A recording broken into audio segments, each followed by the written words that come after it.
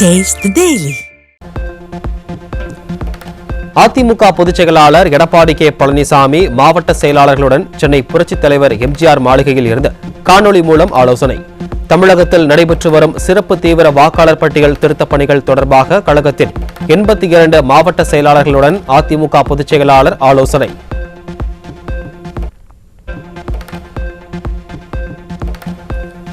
நாமக்கல் மாவட்டம் குமாரபாளையம் காவேரி நகரில் 45 லட்சம் ரூபாய் செலவில் கட்டப்படும் சமுதாய நலக்கூடத்திற்கான பூமி பூஜையில் முன்னாள் அமைச்சரும் சட்டமன்ற உறுப்பினருமான தங்கமணி பங்கேற்று அடிக்கல் நாட்டினார். தங்களின் நீண்ட நாள் கோரிக்கையை ஏற்று சமுதாய நலக்கூடம் அமைக்க நடவடிக்கை எடுத்த அதிமுக முன்னாள் அமைச்சர் தங்கமணிக்கு நெஞ்சார்ந்த நன்றி தெரிவித்த பொதுமக்கள்.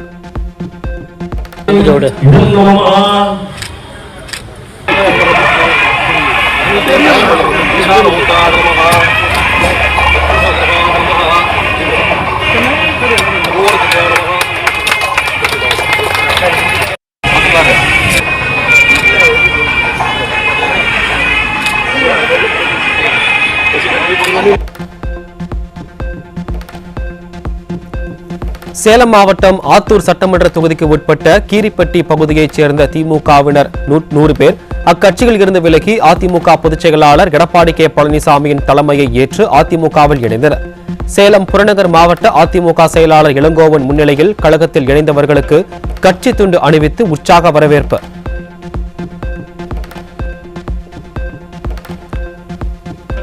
திருப்பூர் மாவட்டத்தில் சிறப்பு தீவிர வாக்காளர் திருத்தப் பணிகளில் ஈடுபட்டு வரும் வாக்குச்சாவடி நிலை அலுவலர்களை மிரட்டி பல்வேறு முறைகேடுகளில் ஈடுபட்டு வரும் திமுகவினரை கண்டித்து அதிமுக முன்னாள் அமைச்சர் பொள்ளாச்சி வி ஜெயராமன் தலைமையில் மாபெரும் கண்டன ஆர்ப்பாட்டம். திருப்பூர் குமரன் சிலை அருகே நடைபெற்ற கண்டன ஆர்ப்பாட்டத்தில் முன்னாள் அமைச்சர்கள் உடுமலை ராதாகிருஷ்ணன், எம்.எஸ்.எம். ஆனந்தன் உள்பட பலர் கலந்து கொண்டு விடியாத அரசுக்கு எதிராக கண்டன முழக்கம்.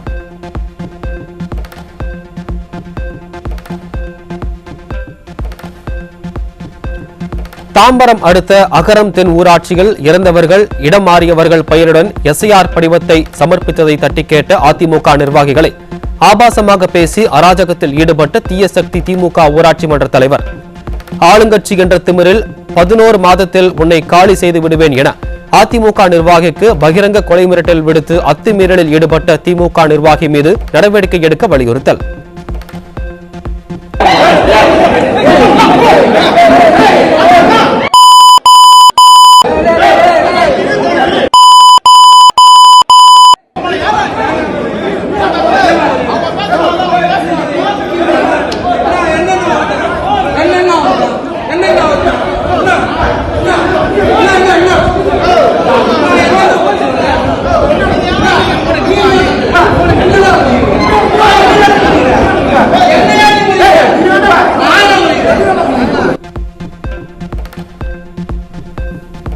இந்திய குடும்பங்களின் செலவு பழக்கத்தில் வரலாற்று திருப்பமாக உணவுக்கான செலவு முதல் முறையாக 50% கீழே குறைந்து மொபைல் போன், குளிர்சாதன பெட்டி உள்ளிட்டவை வாங்குவதற்கான செலவு உயர்வு. கிராமப்புற ஏழை குடும்பங்களில் மொபைல் போன், குளிர்சாதன பெட்டி உள்ளிட்ட நீடித்து உழைக்கும் பொருட்கள் வாங்குவது உயர்ந்துள்ளது ஏழை பணக்காரர் இடைவெளி வேகமாக குறைவதை காட்டுவதாக நிபுணர்கள் கருத்து. உளுந்தூர்பேட்டை அருகே மணலூர் கிராமத்தில் 4 வயது சிறுமியை அடித்து துன்புறுத்தி பிறப்புறுப்பில் சூடு வைத்து கொடுமைப்படுத்திய தாய் மற்றும் அவரது ஆண் நண்பர் போக்சோவில் கைது. குழந்தை வாயில் கைக்குட்டையை கட்டி தாய் அங்கன்வாடிக்கு அனுப்பிய நிலையில் குழந்தை உடல் முழுவதும் சூடு வைக்கப்பட்டு கொடுமைப்படுத்தப்பட்டது கண்டுபிடிப்பு.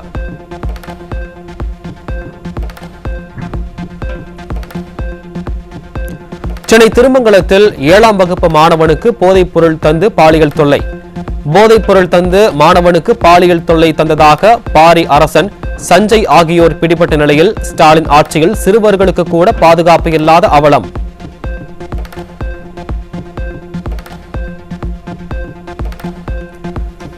முதல்வர் ஸ்டாலின் தொகுதியான சென்னை கொளத்தூரில் 17 வயது கல்லூரி மாணவிக்கு அருவருக்கத்தக்க வகையில் பாலியல் தொந்தரவு கொடுத்த 69 வயது முதியவர்.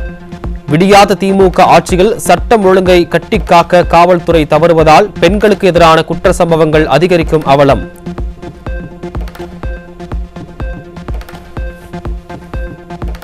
நாமக்கல் மாவட்டம் குருசாமி பாளையத்தில் 30 போதை மாத்திரைகள் மற்றும் போதை ஊசிகள் பறிமுதல் செய்யப்பட்டதில் 6 இளைஞர்கள் பிடிபட்டனர். போதையில்லா தமிழகத்தை உருவாக்குவதாக கூறிய விடியாத அரசின் முதல்வர் ஸ்டாலின் இளைஞர்களை போதை மயக்கத்தில் வைத்திருக்கவே விரும்புகிறாரா என பெற்றோர் மற்றும் பொதுமக்கள் வேதனையுடன் கேள்வி.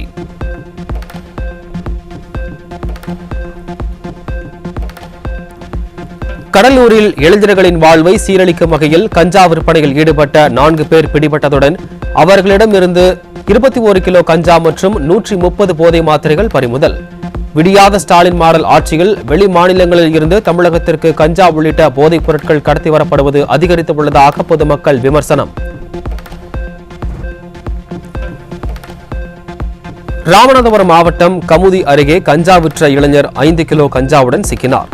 ஃபெயிலியர் மாடல் ஆட்சியில் கஞ்சா விற்பனை அதிகரித்துள்ளதால் இளைஞர்களின் எதிர்காலம் சீரழிந்து வருவதாக பொதுமக்கள் குற்றச்சாட்டு.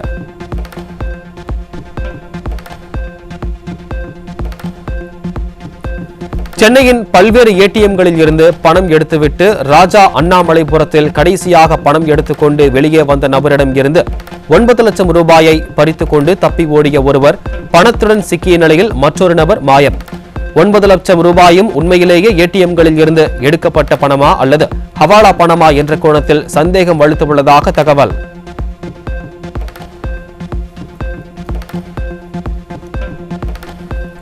காஞ்சிபுரம் மாவட்டம் படப்பை அருகே சாலமங்கலம் பகுதியில் பீகாரை சேர்ந்த 2 இளைஞர்களிடமிருந்து 150 கஞ்சா சாக்லேட்டுகள் பறிமுதல்.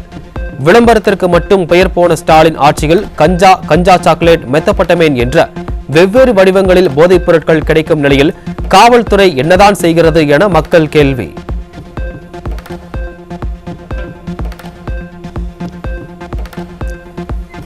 சென்னை கொடுங்கையூரில் ஆண் நண்பருடன் பழகியதை கண்டித்த கணவனை கழுத்தை நெரித்து கொலை செய்த மனைவி ஆண் நண்பருடன் சிக்கினார்.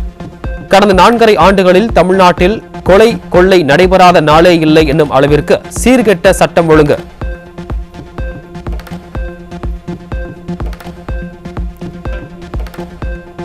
காஞ்சிபுரம் மாவட்டம் ஸ்ரீபெரும்புதூர் தேரடி பகுதியில் பலத்த காயத்துடன் கிடந்த ஆண் சடலம் மீட்பு.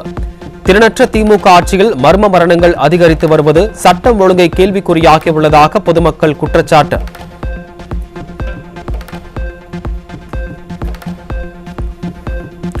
திருச்சி மாவட்டம் மண்ணச்சநல்லூர் அருகே முருங்கப்பட்டி கிராமத்தில் சாலையில் நடந்து சென்ற பெண்ணிடம் இருந்து கவரிங் நகையை பறித்துக் கொண்டு தப்பி ஓடிய பெண்ணை பொதுமக்கள் விரட்டி பிடித்தனர். திறனற்ற திமுக அரசின் ஏவல் துறையினர் முறையாக ரோந்து பணிகளை மேற்கொள்ளாததால் பெண்கள் கூட திருட்டில் ஈடுபடுவதாக பொதுமக்கள் காட்டம்.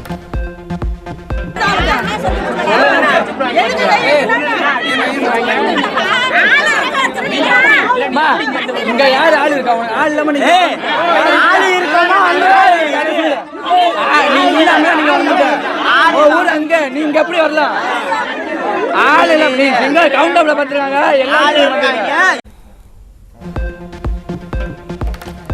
செங்கல்பட்டு மாவட்டம் பில்லாப்பூர் கிராமத்தில் 4 வீடுகளில் தொடர்ந்து நோட்டமிட்ட கொள்ளையர்கள் 2 வீடுகளில் 30 சவரன் நகை, வெள்ளிப் பொருட்கள், 1 லட்சம் பணம் கொள்ளை. விடியாத திமுக ஆட்சியில் கொலை கொள்ளை உள்ளிட்ட குற்ற சம்பவங்களில் விடிவே கிடையாதா என பொதுமக்கள் வேதனை.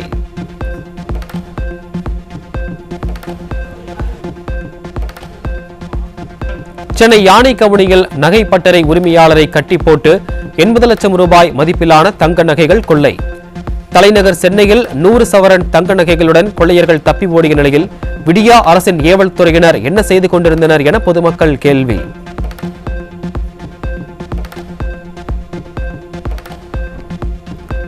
கோவையில் முழுமை பெறாத செம்மொழி பூங்காவை அவசர கதியில் திறந்து வைக்க வந்த ஸ்டாலினை வரவேற்க அரசு பேருந்துகளில் பொதுமக்களை அழைத்து வந்த உடன்பிறப்புகள். விடியாத திமுகவினரின் விளம்பரத்திற்கு மக்களை பலிகாடாக ஆக்குவது நியாயமா என்று பொதுமக்கள் பலரும் கேள்வி.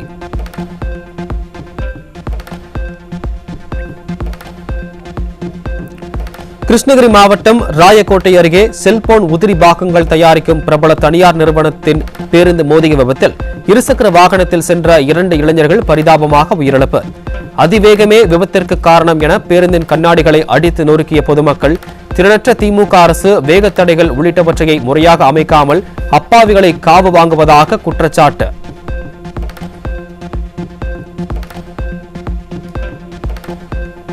பெரம்பலூர் நீதிமன்றத்தில் இருந்து சிறைக்கு மீண்டும் அழைத்துச் செல்லப்பட்ட போக்சோ கைதி தப்பி ஓடியதால் பெரும் பரபரப்பு. கைதியை கூட தப்பிக்க விடும் அளவில் விடியாத திமுக அரசின் ஏவல் துறையினர் திராணியற்று செயலிழந்து உள்ளதாக பொதுமக்கள் கடும் குற்றச்சாட்டு.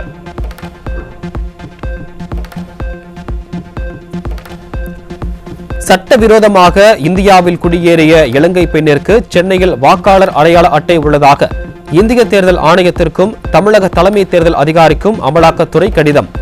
தமிழ்நாட்டில் எஸ்ஐஆர் பணிகளில் திமுகவினர் முறைகேடுகளில் ஈடுபடுவதுடன் அதை முடக்க நினைத்து செயல்பட்டுக் கொண்டிருக்கும் நிலையில் எஸ்ஐஆர் பணிகளின் அவசியம் நாளுக்கு நாள் அதிகரிப்பதாக மக்கள் கருத்து.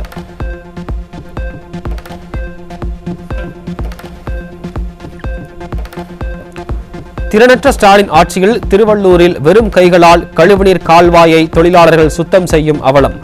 அலட்சியமாக செயல்பட்ட ஊராட்சி நிர்வாகத்தின் மீது உரிய நடவடிக்கை எடுக்க வேண்டும் என பொதுமக்கள் கோரிக்கை.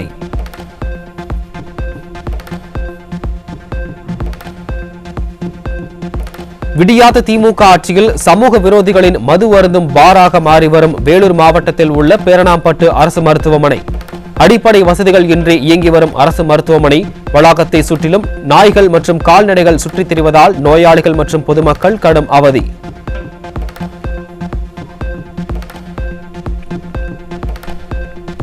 தென்காசி மாவட்டம் சங்கரன்கோவில் அரசு மருத்துவமனையில் மின்வெட்டு நேரத்தில் ஜெனரேட்டர் பழுதானதால் செல்போன் டார்ச் வெளிச்சத்தில் மருத்துவம் பார்த்த அவலம். விடியாத திமுக ஆட்சியில் மின்வெட்டு நேரத்தில் அரசு மருத்துவமனையில் இருக்கும் ஜெனரேட்டரை கூட பராமரிக்காமல் வைத்திருப்பதாக பொதுமக்கள் குற்றச்சாட்டு.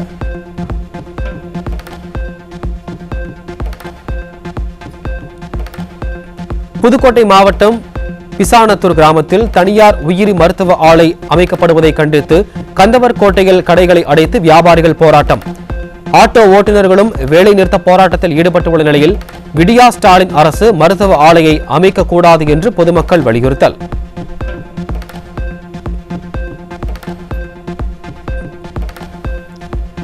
நாகை மாவட்டத்தில் பெய்த தொடர் மழையால் சுமார் 1000 ஏக்கர் சம்பா நெற்பயிர்கள் நீரில் மூழ்கி அழுகி வருவதால் விவசாயிகள் வேதனை. ஏக்கருக்கு சுமார் 30,000 ரூபாய் வரை செலவு செய்துள்ள நிலையில் சேதத்தை கணக்கெடுத்து உரிய நிவாரணம் வழங்க ஃபெயிலியர் மாடல் ஸ்டாலின் அரசுக்கு விவசாயிகள் கோரிக்கை. சென்னையில் ஆபரண தங்கத்தின் விலை சவரனுக்கு 1600 ரூபாய் அதிகரித்து ஒரு சவரன் 93,760 ரூபாய்க்கு விற்பனை. தங்கம் கிராமுக்கு 200 ரூபாய் அதிகரித்து 11,720 ரூபாய்க்கு விற்பனை செய்யப்படும் நிலையில் வெள்ளியின் விலையும் கிராமுக்கு 3 ரூபாய் உயர்ந்து ஒரு கிராம் 174 ரூபாய்க்கு விற்பனையாகிறது.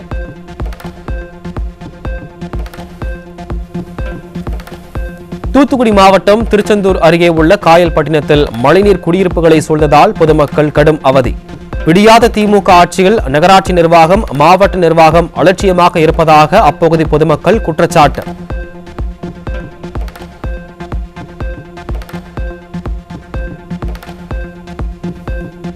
மேற்கு தொடர்ச்சி மலைப்பகுதிகளில் பெய்து வரும் தொடர் மழை காரணமாக குற்றால அருவிகளில் பெருக்கெடுத்து வெள்ளம் ஓடுவதால் சுற்றுலா பயணிகள் குளிக்க 4வது நாளாக தடை விதிப்பு. நாமக்கல் மாவட்டத்தில் உள்ள ஆகாயகங்கை நீர்வீழ்ச்சி உள்ளிட்ட அருவிகளிலும் சுற்றுலா பயணிகள் குளிக்க தடை.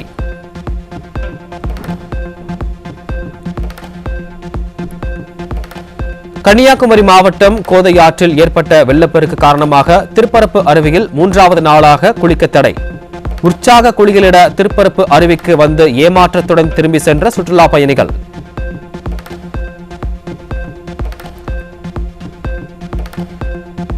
நெல்லை மாவட்டத்தில் காரையார் மற்றும் சேர்வலாறு அணைகளில் இருந்து சுமார் 12,000 கன அடி நீர் வெளியேற்றப்படும் நிலையில் அகஸ்தியார் அருவியில் ஏற்பட்டுள்ள கடும் வெள்ளப்பெருக்கில் 2வது நாளாக குளிக்க தடை. தாமிரபரணி ஆற்றில் வெள்ளப்பெருக்கு ஏற்பட்டுள்ளதால் பாதுகாப்பான இடங்களில் பொதுமக்கள் இருக்க எச்சரிக்கை. கடலூர் மாவட்ட ஸ்ரீமுஷ்ணம் வட்டத்தில் உள்ள 38 கிராமங்களை காவிரி டெல்டா பகுதியாக அறிவித்து ஒரு வாரமே ஆகியுள்ள நிலையில் கனமழை காரணமாக நீரில் மூழ்கி சேதமடைந்த சுமார் 20,000 ஏக்கர் விவசாய நிலங்களுக்கு நிவாரணம் வழங்கப்படாத அவலம். மக்கள் விரோத ஸ்டாலின் அரசு தேர்தலுக்காக மட்டுமே விவசாய ஆதரவு நாடகம் போடுவது அம்பலமாகி உள்ளதாக விவசாயிகள் சாடல்.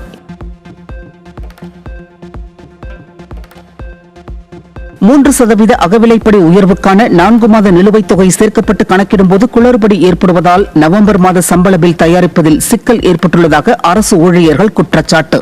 விடியாத திமுக ஆட்சியில் அரசு ஊழியர்களின் சம்பளத்திற்கு சிக்கல் ஏற்பட்டுள்ளதால் மகளிர் உரிமைத் தொகை திட்டம் தொடருமா என பெண்கள் அச்சம். தருமபுரி மாவட்ட சிப்காட் தொழில் பூங்காவில் விவசாய விளைபொருட்கள் மற்றும் உணவு பதப்படுத்துதல் தொழிற்சாலைகள் அமைக்க வேண்டும் என தொழில் முனைவோர் கூட்டமைப்புகள் கோரிக்கை. உள்ளூர் விவசாயிகளின் உற்பத்தியை ஊக்குவித்து ஆயிரக்கணக்கான வேலைவாய்ப்புகளை உருவாக்க அரசு கோரிக்கையை பரிசீலித்து விரைவான நடவடிக்கை எடுக்க வேண்டும் என்று வலியுறுத்தல். தமிழகத்திலிருந்து தினந்தோறும் 3000 லோடு ஆற்று மணல் வெளி மாநிலங்களுக்கு கடத்தப்படுவதாக மணல் லாரி உரிமையாளர்கள் சம்மேளனம் குற்றச்சாட்டு. விடிய அரசின் கனிம வளத்துறை மற்றும் வருவாய்த்துறை இயற்கை வளங்கள் கடத்தப்படுவதை தடுக்காமல் வேடிக்கை பார்ப்பது ஏன் என பொதுமக்கள் கேள்வி. மத்திய அரசின் திட்டங்கள் வாயிலாக வழங்கப்பட்ட 75 கோடி ரூபாயை வீடியோ எடுத்தது உள்ளிட்ட செலவுகளுக்கு பயன்படுத்தியதாக கணக்கு காட்டி தோட்டக்கலைத்துறையில் முறைகேடு நடந்துள்ளதாக குற்றச்சாட்டு. சம்பந்தப்பட்ட துறையின் பயனாளிகளுக்கு நிதியை பயன்படுத்தாமல் வெளிப்புற செலவுகளுக்கு பயன்படுத்துவதுதான் திராவிட மாடல் அரசின் லட்சணமா என மக்கள் காட்டம். கடந்த 3 மாதங்களில் தென்கொரிய காலனி நிறுவனம் மற்றும் தைவானின் ஃபாக்ஸ்கான் நிறுவனம் உள்ளிட்ட 3 மிகப்பெரிய வெளிநாட்டு முதலீடுகளை அண்டை மாநிலங்களிடம் இழந்து நிற்கும் தமிழகம். அண்மை காலத்தில் தமிழகத்தின் தொழில்துறை மீதான நன்மதிப்பு சரிந்ததற்கு திறமையின்மையோ கட்டமைப்பு வசதி குறைவோ காரணம் அல்ல என்றும் விடியாத திமுகவினரின் அரசியலே காரணம் என்றும் தகவல். தென் மாவட்டங்களில் பெய்த தொடர் மழை காரணமாக டெல்டாவில் 70,000 ஏக்கர் பரப்பளவில் சம்பா தண்ணீரில் மூழ்கியது. நாகப்பட்டினம் மாவட்டத்தில் 50,000 ஏக்கரில் சம்பா தாளடி பயிர்களும், மயிலாடுதுறை, திருவாரூர் மாவட்டங்களில் தலா 10,000 ஏக்கரில் சம்பா பயிர்களும் மழை நீரில் மூழ்கியதால் விவசாயிகள் கவலை. தஞ்சாவூர் மாவட்டம் கும்பகோணம் அருகே மழையால் நெற்பயிரில் இலை சுருட்டுப்புழு மற்றும் குருத்துப்பூச்சி தாக்குதல் ஏற்பட்டுள்ளதால் விவசாயிகள் கவலை. விடியாத அரசின் மாவட்ட நிர்வாகமும் வேளாண்மை துறையும் உடனடியாக பாதிக்கப்பட்டுள்ள சம்பா நெற்பயிரை பார்வையிட்டு உரிய நடவடிக்கை எடுக்க வேண்டும் என கோரிக்கை. மயிலாடுதுறை மாவட்டம் தரங்கம்பாடி அருகே விடியா திமுக அரசு வடிகால் வாய்க்கால்களை தூர்வாராததால் 2ஆம் முறை விதைப்பு செய்தும் சுமார் 300 ஏக்கர் சம்பா சாகுபடி பயிர்கள் நீரில் மூழ்கியுள்ளதால் விவசாயிகள் வேதனை. தண்ணீரை வடிய வைக்க மாவட்ட நிர்வாகம் நடவடிக்கை எடுக்கவும், பாதிக்கப்பட்ட பயிர்களுக்கு உரிய நிவாரணம் வழங்கவும் விவசாயிகள் கோரிக்கை. இப்போ குறைஞ்சது 10 நாளாக மழை பெஞ்சிட்டு இருக்கு. இந்த மழையால் விவசாயம் ரொம்ப பாதிக்கப்படுது. இங்கே உபரி ஆறுன்னு ஒரு ஆறு இருக்கு. அந்த ஆற்றுல தண்ணி சுத்தமாக வடியவே இல்லை. காட்டுச்சேரிக்கிட்ட மருதாணி கிழங்குங்கிற ஒரு கிழங்கு இருக்குது. அது பழைய தூக்கி விட தான் தண்ணி வடியும். ஆனால் அதில் ஃபுல்லாக ஆகாய தாமரை ஃபுல்லாக அடைச்சிட்டு கிடக்கு. அதனால் அந்த தண்ணி வடிய மாட்டுது. விவசாயம் ரொம்ப பாதிக்கப்படுறாங்க. உதவித்தொகை உயர்த்தப்படாததால் ஊரக திறனாய்வு தேர்வுக்கு விண்ணப்பிக்கும் மாணவர்களின் எண்ணிக்கை நாளுக்கு நாள் குறைவு. பணத்தின் மதிப்பு குறைந்து வரும் சூழலில் ஸ்டாலின் அரசு உதவித்தொகையை 1000 ரூபாயிலிருந்து உயர்த்தாத அவலம். மருந்து உற்பத்தி நிறுவனங்கள் மற்றும் விற்பனையகங்களில் நடைபெற்ற சோதனையில் 211 மருந்துகள் தரமற்றதாகவும் 5 மருந்துகள் போலியானதாகவும் இருந்ததாக மத்திய அரசின் மருந்து தரக்கட்டுப்பாட்டு நிறுவனம் அறிவிப்பு. மருந்து உற்பத்தி நிறுவனங்களிடம் விளக்கம் கேட்கப்பட்டிருப்பதாகவும் அதன் அடிப்படையில் நடவடிக்கை எடுக்கப்பட உள்ளதாகவும் தகவல்.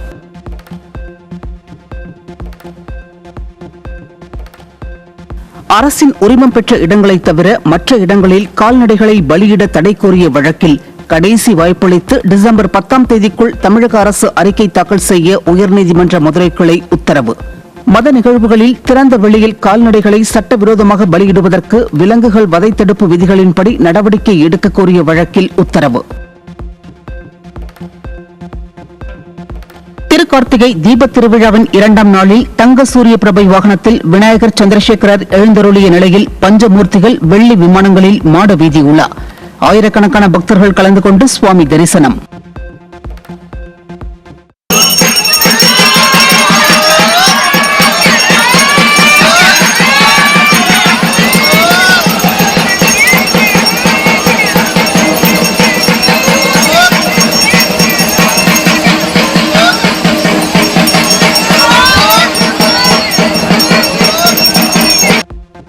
கும்பகோணம் அருகே சுவாமிநாத சுவாமி கோவிலில் கார்த்திகை திருவிழா மங்கள வாத்தியம் முழங்க கொடியேற்றத்துடன் தொடங்கியது.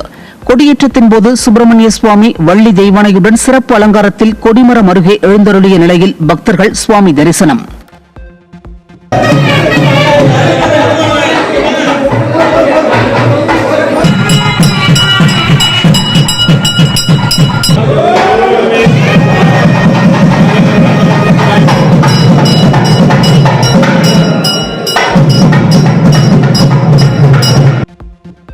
மன்னார் வளைகுடா கடல் பகுதிகளில் மணிக்கு 45 முதல் 55 கிலோமீட்டர் வேகத்தில் காற்று வீசக்கூடும் என்பதால் நெல்லை மாவட்டத்தை சேர்ந்த 8000த்திற்கும் அதிகமான மீனவர்கள் 4வது நாளாக இன்றும் கடலுக்கு செல்லவில்லை. ஆயிரக்கணக்கான நாட்டுப் படகுகள் கடற்கரையில் நிறுத்தம்.